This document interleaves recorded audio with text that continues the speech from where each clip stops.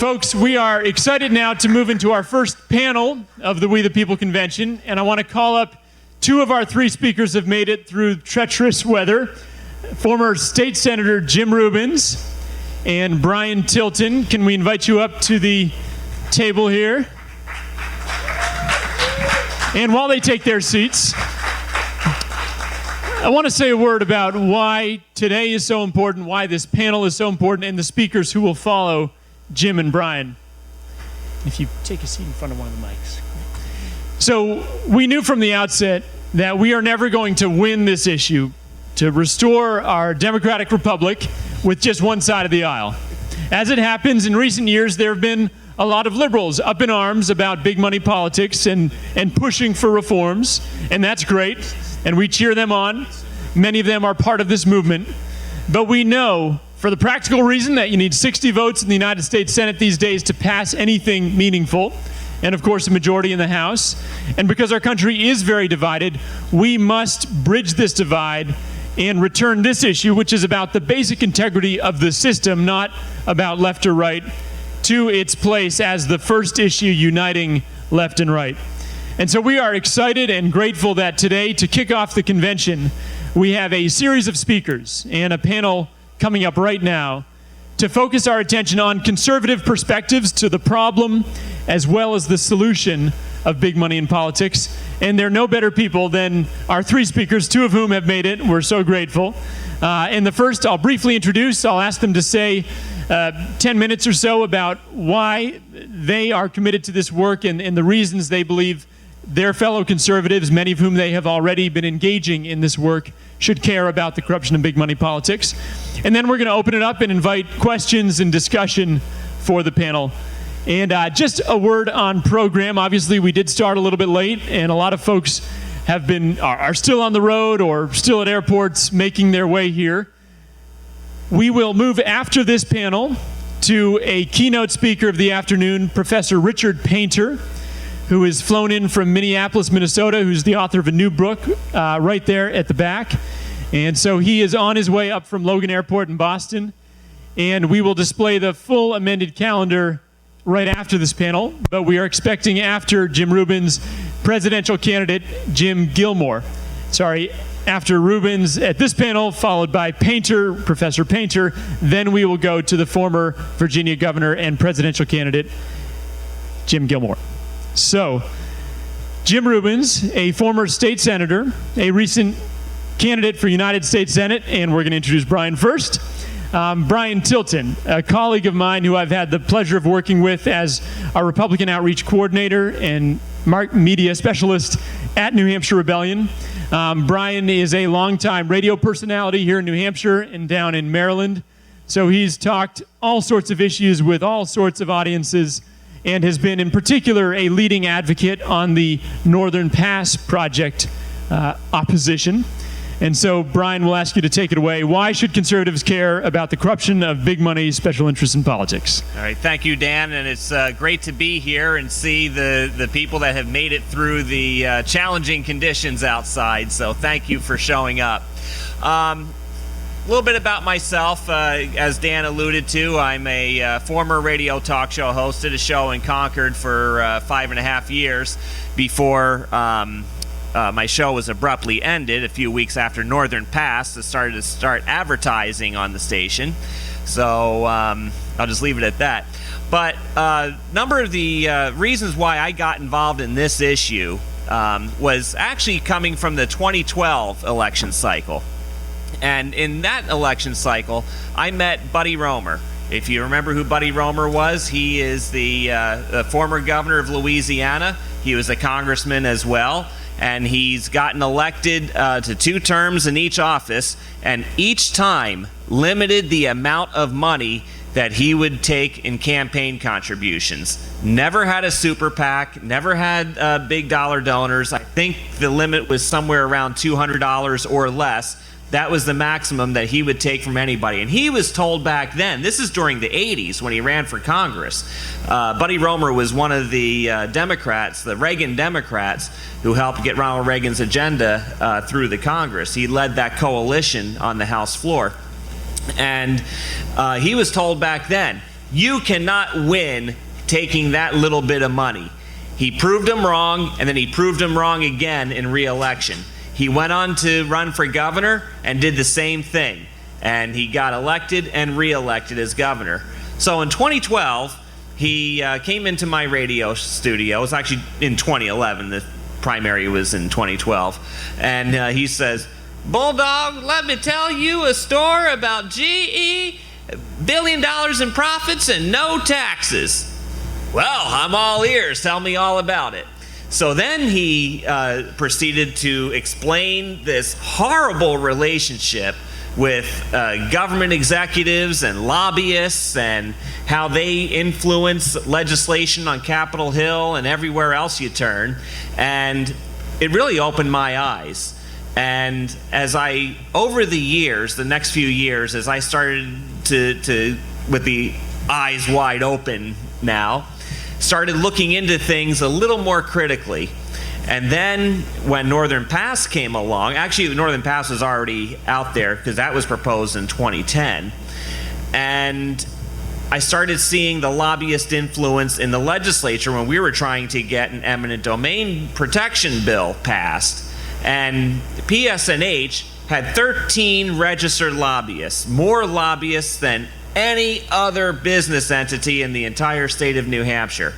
And let me tell you, they sent the entire army of lobbyists to lobby the senators to not pass House Bill 648, which provided protections against eminent domain. It says utility cannot take private property unless it's needed for system reliability. And as many people may already know, Northern Pass is not needed for system reliability. So despite all of the 1 year effort of lobbyists to get that bill killed, I got a chance to sit down with the Senate president and said, what can we do to get this bill to finally move forward? So he says, fine, I'm going to ask every senator, I'm going to bring them into a room, just them, just me, and say, vote your conscience. You want to know what happened with that bill? It passed 23-1.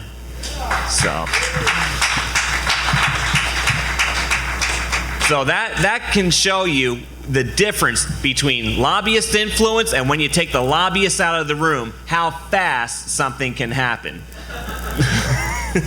So anyway, as a conservative and as one who has been active in conservative politics, even libertarian politics as well, this issue really woke me up to a whole host of problems because, let's face it, whether you're Democrat or Republican, we all agree what the problem is, don't we? In any issue, you pick an issue and we all can pretty much agree. It's like Bernie Sanders, complete opposite of my political viewpoints, but he and I agree on everything that's the problem.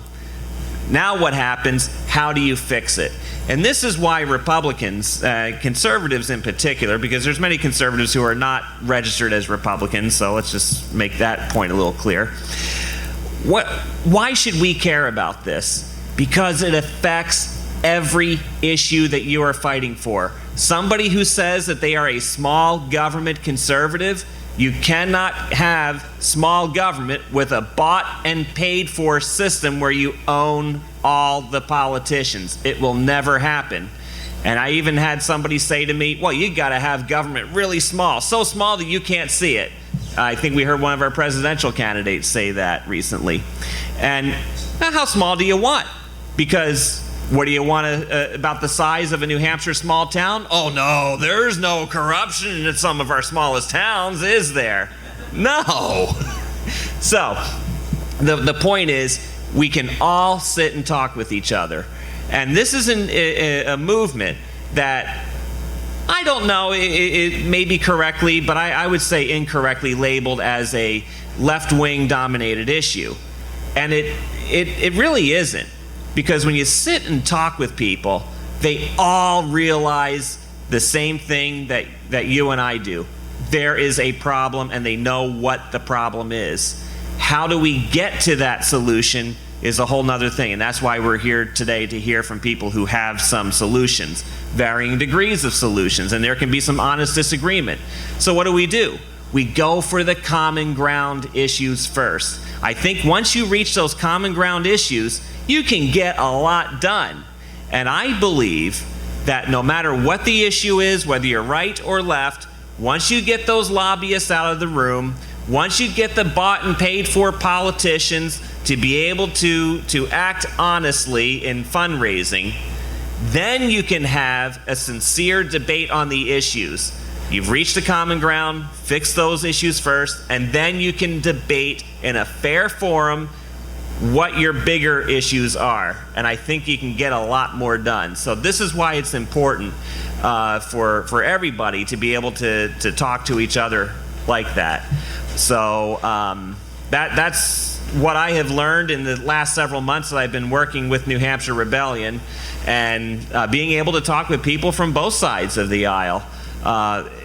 One more point to this too. There were two major polls that came out a few months ago in the late summer. And one was a Bloomberg Politics poll and another was a PPP poll.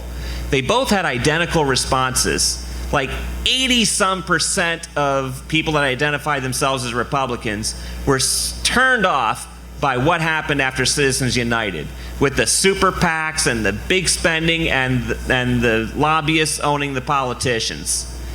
That is a big, big progress right there. Because as I have engaged every single presidential campaign, some in public, some with meetings with campaign staff, they all agree that this is a problem. The problem is they're afraid to fix it. Why? Because almost all of them, there's one guy who says he's not beholden to the big money donors, but all of them are reliant on the big money donors. So how do you convince them? That's what we've been trying to do, showing them these poll numbers, explaining, okay, maybe you don't think Citizens United should be overturned, but let's look at these other issues that you can really get a lot more things done. And everybody agrees full transparency is one of those. Disclose every dollar of spending. Some think we should raise the limit on how much money politicians can raise, and there's certainly an argument to be made about that. But I think once you close the revolving door of lobbyists, George Pataki was one presidential candidate who suggested, you serve one day in Congress, you are banned for life from ever serving as a lobbyist again. So that's one issue. Another one said, let's have a cooling off period, maybe 5, 6, 7 years, 4 years, whatever. Okay, I think that's fair debate. And then you can have a whole lot of other issues taken right off of our pledge. So there's really a lot of common ground out there, and we are achieving that. We really are. More conservatives are getting involved in our movement, and we have some very big names that have really come forward and have, pretty much risked some political future maybe in some of that. But this is how it's going to get done. And it's because of people like you in this room is what's going to help to make it happen, and we can help make the conservatives and the Republicans understand the importance of this and why it's even beneficial to them. So with that, I'm going to turn it over to former State Senator Jim Rubens. Thank you, Brian. And for a quick introduction, I want to just underscore that thanks, because Brian has been working day and night to bird dog the candidates, often behind the scenes, going directly through his extensive contacts to engage them and to get them on record, to get them sitting down with us and talking about solutions. And as we'll detail over the course of this weekend, we have come much further than we expected to be or than we have ever been before in seeing Republican presidential candidates starting to lead on this issue. One of our probably longest-term Republican leaders on this, and one of our longest-term leaders of any stripe here in New Hampshire since at least the mid-'90s, is former State Senator Jim Rubens from the Upper Valley of New Hampshire.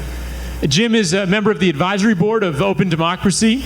He's been a crusader on a wide range of issues when not too busy as an entrepreneur and investor, and has a very unique background and perspective on this issue, and has spoken many times as part of the New Hampshire Rebellion. So please welcome former State Senator Jim Rubens.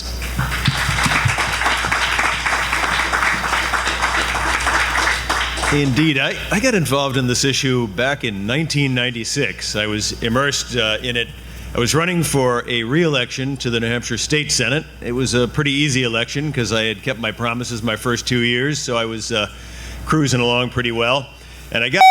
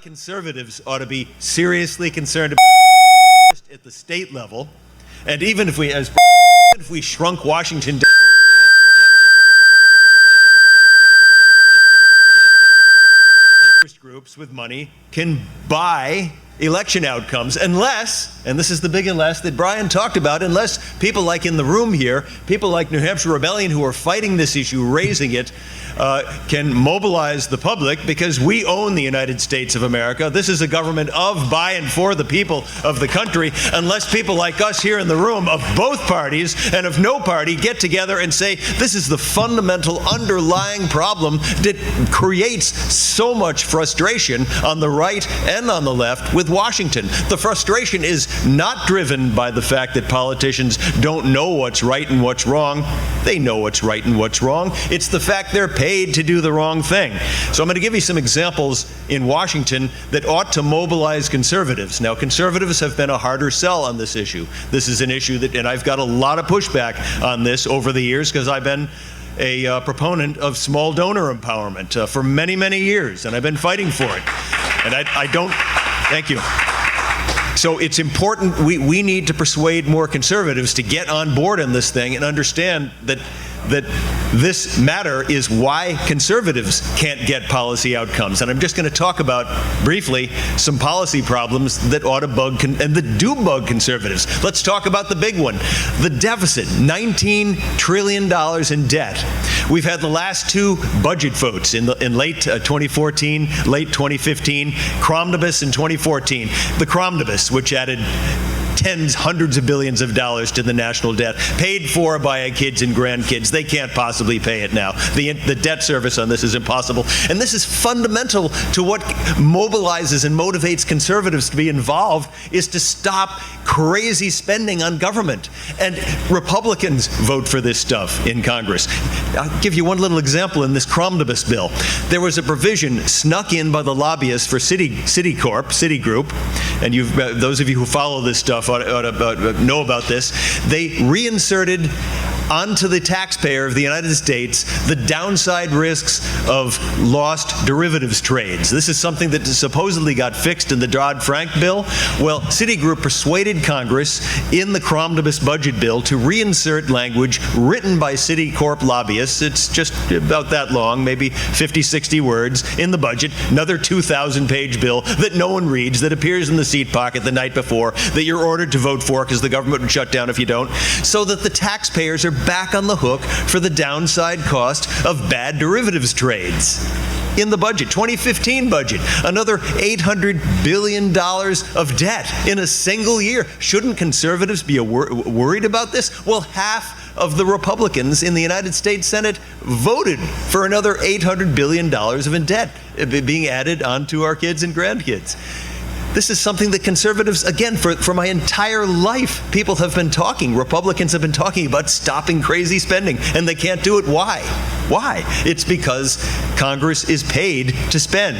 The lobbyists have the power to insert the tax code. We have a 70,000-page tax code. For how long have we heard Republicans talking about a simpler tax code? My entire adult lifetime. Does it happen? No. Look what happened in the omnibus bill that was passed in December 2015. Tax breaks for racetracks. How is that in the national interest? How does that get in the budget? How do these 2,000-page bills get in the seat pocket that no one reads? Another example. Another example is, and this is something that ought to concern Republicans but doesn't. Why do you think we have the highest prescription drug prices? And Bernie Sanders talked about this last night in the debate. Why do you think we have the highest prescription drug prices in the world, in the United States? The federal government spends about $100 billion a year on prescription drugs on behalf of the public, primarily through Medicare. Okay? It's because Congress, including a lot of conservatives and Democrats, has prohibited the federal government, has prohibited Medicare from negotiating the cost of pharmaceutical drugs. It's in law. Now, should we do that for screwdrivers, for roads? Should we prohibit the federal government from negotiating or engaging in competitive bidding for products and services purchased by the government on behalf of the public? That would be absurd. It's in the law. Okay? There's another example. It drives up spending. It hastens the bankruptcy of our country.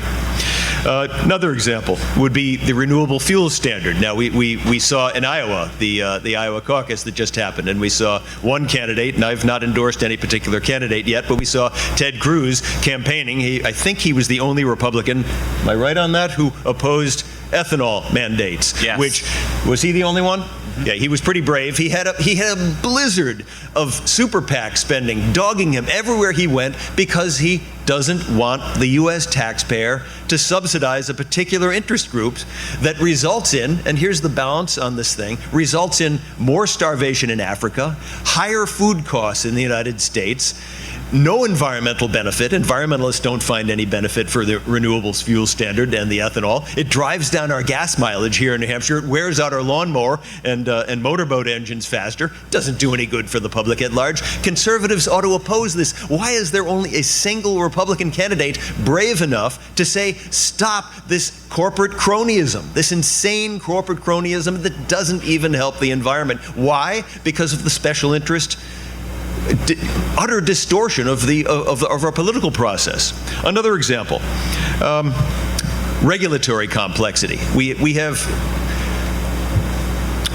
I'm not going to go into that detail because Republicans have all heard about this stuff. Now I'm going to shift to, as I conclude, I'm going to shift back to the debate last night. And here's something that Bernie Sanders didn't do, because how many people saw the debate last night between the two Dems? A lot of folks in the room? Okay, well, Hillary came back and attacked Bernie for impugning her character as a result of her getting $200,000 plus speaking fees from Goldman Sachs.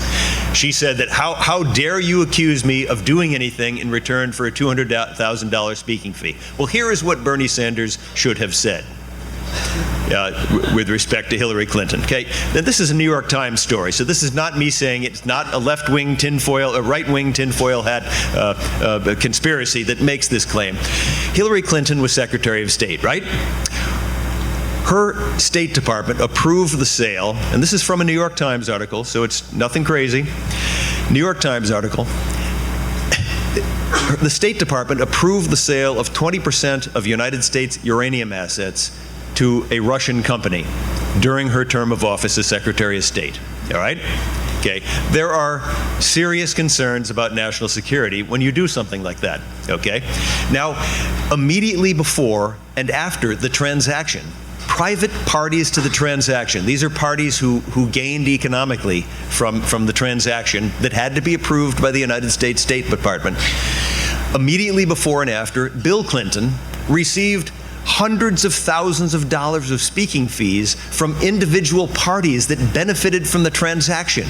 And the Bill and Hillary and Clinton Foundation received millions of dollars of contributions, nearly contemporaneous with the approval of this authorization of the sale of the uranium to the Russians. Okay? Now, was there provable corruption? Did the money received by the Clintons in speaking fees and Clinton Foundation grants cause the approval of the sale of U.S. uranium assets to the Russians? We can't prove that. But the Supreme Court has even ruled that the perception of a conflict of interest is a serious, degrading aspect of trust by the public in our government. When we, the public, see things like this happening, and this kind of stuff happens for the Clintons, it happens for Republicans, so I single her out only because this was talked about last night in the debate, and Bernie should have come back and cited this particular example, because even the appearance of conflict corrodes public trust in government, and rightfully so, because we know that bought and paid for politicians on the right and left, people know that politicians who get to Washington and stay there and make careers out of it are bought and paid for. So here are a few examples that illustrate why conservatives, and the list goes on and on, it's a very long list of why conservatives ought to get involved in this issue and raise their voices and make sure that we fix the system so that we have, again, government of, by, and for the people. So I thank you folks for coming out very much. Thank the two of you working on this for so long. Thank you so much, Jim. We do want to open it up for some questions. We have a few minutes left before our next speaker, Professor Richard Painter, takes the stage, who has arrived. We're thrilled from Minneapolis via Logan and a slow crawl up I-93. And we are also glad to have folks tuning in via live stream. So if you have got friends at home who didn't want to brave the weather, please refer them to the live stream, which is on nhrebellion.org/convention. And there's a link right there on the homepage, nhrebellion.org.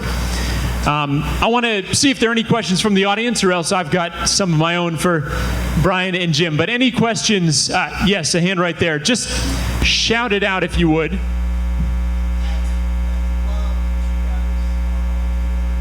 You know, let's get you the mic right here. Really appreciate your thoughts, and the fact that this is a nonpartisan issue is so unbelievably clear to people who are looking at the intellectual side of it. You talk a lot about the problem. It's the solution that is a challenge to me. And I just started something called fixitamerica.org that essentially spent time with a whole bunch of the constitutional scholars in the country to draft a constitutional amendment that is not offensive or attacking legislators, but taking the assumption that what our legislators really want to do is do what they wanted to do at first, which is public service. So trying to get something passed that would empower them to be able to regulate money in politics and gerrymandering. But that's my attempt at a solution. I guess my question is, how do we solve it so we can get all excited about it? But it seems to me that tangible solutions that can be passed have to be the way to go forward, or we'll be sitting in a white tent 20 years from now. Right. So yeah, my name is Steve Lipscomb. I am one of the many crazy people running for president in New Hampshire. Can we give it up for Steve, by the way? There are a lot of people who put themselves out there, and we'll get to hear from a few of them in the course of this weekend. But Steve, thanks for coming out, and fixitamerica.org. I do encourage you to check it out. Maybe to put a little point on the question, Jim, there are some solutions which Brian alluded to, small donor, citizen funding, which there's a lot of crossover on. Would you speak to that a little? The big hang-up, I've been traveling around the country over the past year and a half, working on behalf of Article 5 conventions. Article 5 of the U.S. Constitution provides power by the states to propose amendments to the U.S. Constitution.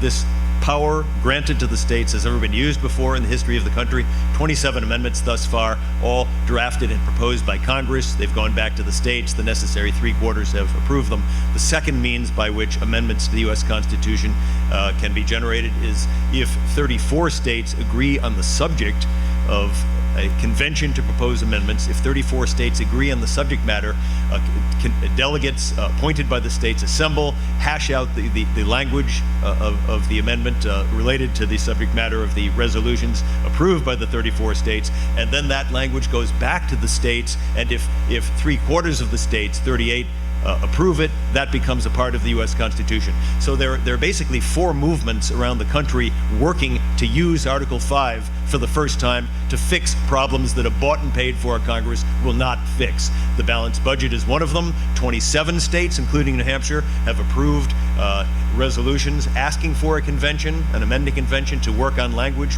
with respect to a balanced budget. Wolfpack has been working around the country. 4 states have agreed on subject matter related to fixing campaign money corruption and creating free and fair elections. So I've been going around the country over the last year and a half trying to persuade conservatives and Republicans in legislatures to get behind that, and we've been remarkably successful. Here in New Hampshire, an Article 5 resolution related to free and fair elections passed the House and got a majority in our state Senate last year.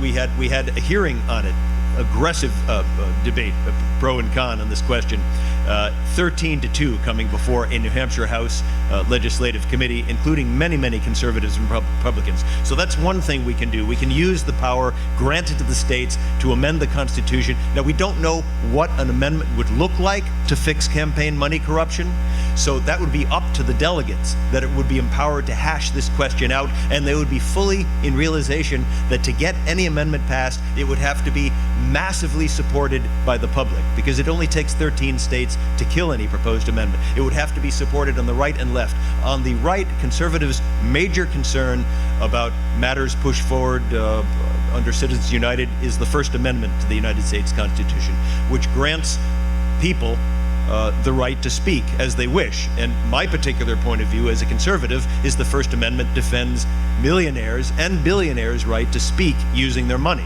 I differ from some people on the left on this issue. That doesn't mean I don't think that millionaires and billionaires ought to control our political process, as is too close to being the case now. So solutions that could be agreed to by conservatives like myself include things like the revolving door. There are 1,300 pharmaceutical industry lobbyists in Washington. 1,300 of them, 700 of them have passed through the revolving door. They've worked through including the past head of CMMS, the Center for Medicaid and Medicare Services, is now working for the hospitals. Came out of office working for CMS and now works as a lobbyist for the hospitals. This is an example of the revolving door. So 700 of 30. We ought to be closing the revolving door. Conservatives agree on this. Brian talked about some other things. Transparency. We ought to know who is donating the money. Real time. Let's put it online if people are putting money into campaigns. We ought to also move money out of super PACs and so that it can go directly to candidates. Super PACs can raise and spend unlimited sums of money. Candidates are limited to $2,700 per person. So instead of the money going to shady super PACs, let the money go to candidates and make sure that the public knows. And I think the single most important thing to fix the system is we need to empower small donors. And I've long been a supporter of vouchers for small donors. I'm also in favor of tax rebates for small donors. Every American pays taxes, whether it be a sales tax or a property tax or a federal income tax or a payroll tax. My view is that the first $100 of every taxpayer's money ought to go back to that taxpayer every election cycle such that they can spend that money on any candidate that they can vote for at the federal level. So you have a $100 check or rebate, it could be electronic, sitting in your pocket, and the sum of money involved, if this were to happen, would be greater than the special interest money that now dominates the U.S. political system. And it would tell candidates who would voluntarily wish to foreclose themselves of big money, it would tell them they can now raise sufficient sums of money to be competitive in elections from average Americans. And instead of flying off to Aspen, Colorado, and having ski vacations with lobbyists, they can instead, and I'm speaking about a particular person here, they can instead go to small donors and they can raise money and be empowered to represent the needs of average Americans. So again, the Buddy Roemer example of the small donor limits. To Jim's 2 points, for conservatives, who are who view this tax credit or voucher idea or any sort of citizen funding of elections, they say, "Oh no, I don't want taxpayer dollars to be used for election cycles." Well, let's take a look at what happens, no matter what your solution is to it. Let's take a look at how much money these special interests are costing the taxpayers every year. So you would save a lot of money, billions and billions of dollars right away by instituting some sort of a public financing system. The revolving door of lobbyists. Here's a great image for a lot of you. Has anybody seen the movie The Big Short? Isn't that a great movie? In it, what did you see? A big party where somebody who worked for the SEC was passing resumes around to the bankers and ended up sleeping with one of them, okay? So that's real. That happens. So you want to talk about having some sort of reform to have those restrictions, there's another place to start. Got another question. We have one over here too, I believe.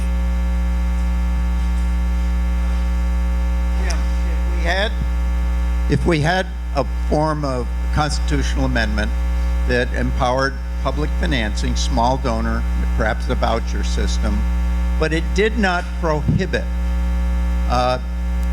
candidates from trying to end run the system.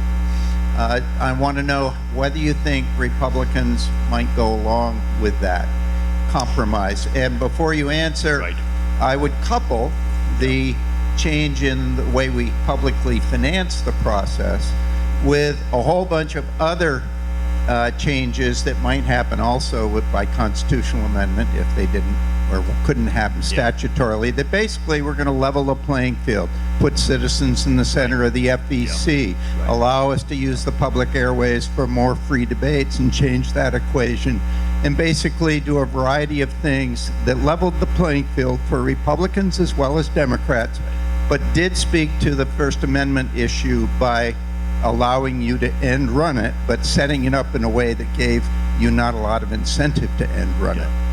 Yeah, it's about the money. I think if we don't get to empowering regular citizens with sufficient sums of money so that politicians look to regular donors, small citizens with small sums of money to win elections, and not just people like Bernie Sanders who can become famous nationally, but sufficient numbers of candidates who can be competitive in all of the seats for the House and Senate. That's too many people to become famous nationally to raise money through small donors. So I think there's the potential for a grand bargain between conservatives and liberals on this issue, and the grand bargain is as two pieces, and it would not require a constitutional amendment to get this done. Congress could do this tomorrow if it wished. A bill could be brought to the floor, it could be fixed tomorrow. And the grand bargain is as follows. Give candidates, take away the artificial $2,700 limit on campaign spending. All it does is it creates distortions. If you try to ban money in politics, you're putting your fingers in the dike. People who want to spend money buying politicians, that incentive, that motivation will never go away. No matter what you do, you can pass any number of laws. Let's understand that that's the case. Let the money go directly to the candidate in whatever sum of money the donor wishes to provide for that candidate. Disclose it in real time, online, searchably. Second piece for the grand bargain, empower small donors with a tax rebate or a voucher system so that every American who is eligible to vote gets a $100 electronic chit or piece of paper in the mail that they can spend on politicians who voluntarily, on their own, forswear big money contributions and become dependent voluntarily on small donors, Americans. I think in that is the nature of a grand bargain that Congress could do tomorrow if it wished. I think we had a question over this way. Yes, Mike Peabody here. It's my understanding that the act in, I think it was about 2002, no, it was about 76, set up the presidential funding system. That act provided that if you took the federal funds, you could not take other funds. And what's more, it was initially suggested in that act that applied to senators and congressmen, but that was knocked out. That act was successfully defended and is usable today. But why can't we just spread that act out as it was first suggested? And then those people that would take public financing would not be allowed to take money from the special interests. Yeah, the critical problem, Ryan, the critical problem with that we've discovered in all public financing experiments is you need sufficient money so that candidates can be competitive in elections. So if you and Congress can underfund this in any one year, if you underfund those programs, candidates who want to win, and candidates do want to win, I can tell you that from having been one, you need to fund it with sufficient sums of money. Congress would have to do that every single year. And just know for conservatives too, Ronald Reagan took part in that public financing system, and that he used that very successfully for his victory. Yeah, because Right. it was properly funded. Has to be properly I funded. think we have another question here too. Yes, James Madison, fourth President of the United States. Since I have returned to the modern America, I too have been very concerned about the corporate influence in modern politics. I myself am registered as a Republican. I worked hard for Charlie Baker's campaign in Massachusetts. I have enormous respect for this gentleman, and yet he has just proposed that we give General Electric $245 million out of our pockets so that they will relocate in Boston and maybe do something nice for people. But that comes out to approximately $30 for every man, woman, and child in Massachusetts. And nobody's talking about it very much. It's probably just going to float through. My estimate, having gone over the numbers, is somewhere around a 1/3 to half of all tax expenditures for the U.S. government are giveaways to major corporations and our richest people. So how do we fight that one particular? Here in Massachusetts, how in the world do we convince people to stand up and tell Charlie, no, if GE wants to come here, great, they're allowed to come here, but no free money. Keep that in mind next time someone talks about the high tax rate in Massachusetts as to why their income and sales taxes are so high. There's one example. You cut that out, you might be able to cut away one of those taxes, because we know that there have been many efforts made to repeal the income tax over the last decade or so. That's just my initial thought. Another thing too, if I can, just to dovetail off of that, and then I'll hand it over to Jim. Charlie Baker is also supporting Northern Pass because the reason why is because it would bring this large-scale hydropower, which is billed as clean, green, renewable, whatever it's supposed to be. They want to do it because of their renewable portfolio standards, these RPS. Connecticut is very much has that system in place. The problem is with those kinds of systems, again, crony capitalism, handful of people make money in false markets that are not natural markets, and therefore it gives rise to these big hydropower projects that nobody wants to see in Canada or here, and also to those awful wind farms as well. Another example. So I just had to get that in there. Yeah, this ties into another issue that's very near and dear to conservatives' heart, is small business and to populists' heart.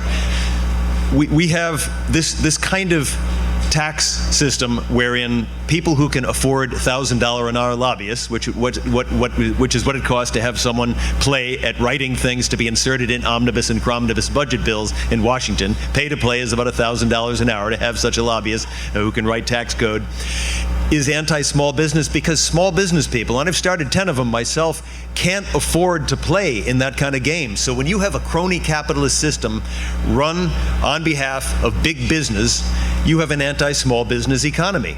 And small business people, I can tell you this because I'm in the business of being a small businessman right now, it's much more difficult to be a small business person in America than it was 30 years ago when I started my first one. And this is something that is near and dear to the hearts of the populace in both parties. And this is why I believe there's so much support right now for candidates like Donald Trump and Bernie Sanders, because there's agreement among people who are shut out of the system being those who can afford the $1,000 an hour lawyers to write tax breaks into law at the state level and at the federal level are shut out of the small business people shut out of the process. So again, conservatives ought to be aware of this force and ought to be aware of the need to propose something, and the presidential candidates ought to be proposing something in these next few days to tell us how we're going to fix the economy so that small business can be competitive in a free market with big business that can afford to play in Washington. Thank you. Yeah. So thank you. Unfortunately, we can't do any more questions in this panel. I'm sure everyone would continue loving to pick the brains of you two, but I just want to say thank you guys for being here. Yep. Thank you also for walking, both of you. One thing that wasn't said in Jim Rubens' introduction is how many miles he's physically put in for the cause. So thank you so much.